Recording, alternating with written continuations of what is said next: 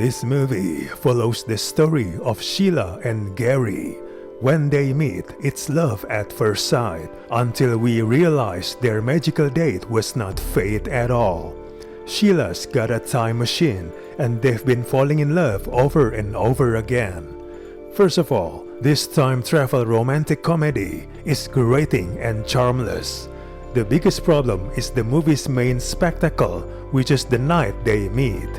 The movie fails to convey enough of the magic that its most intense character becomes addicted to. Its titular moment and subsequent date rarely captures our imagination. That fateful night, repeated with different variations because of some desperation, doesn't come into genuine form. It just doesn't have that certain zing of romance to wish we were on it. It's basically a journey of lost love and dozens of second chances. But the movie proves that repeating the same thing over and over doesn't always yield good results.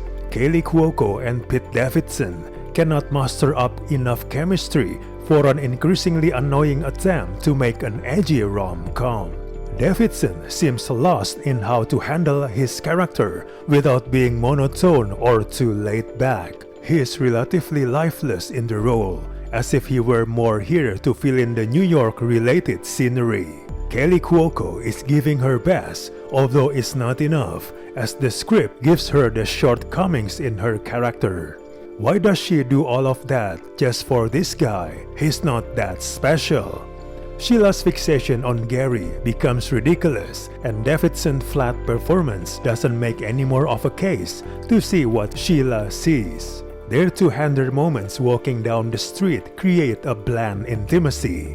It doesn't help that the first third of the movie does little to alter the scope or stakes of Sheila and Gary's repetitive date.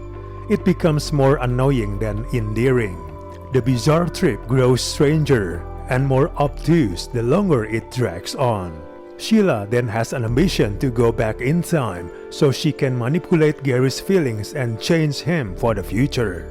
Sheila loves this guy obsessively, and it almost becomes uncomfortable for the viewer, who must watch her flounder consistently until a conclusion is reached that she is happy with. The movie gives these ideas about changing someone to make some pretty disingenuous emotional bits in its third act to assemble a hollow message about choosing life because of a relationship. Overall, this movie is simply a waste of time. We do not recommend this movie at all.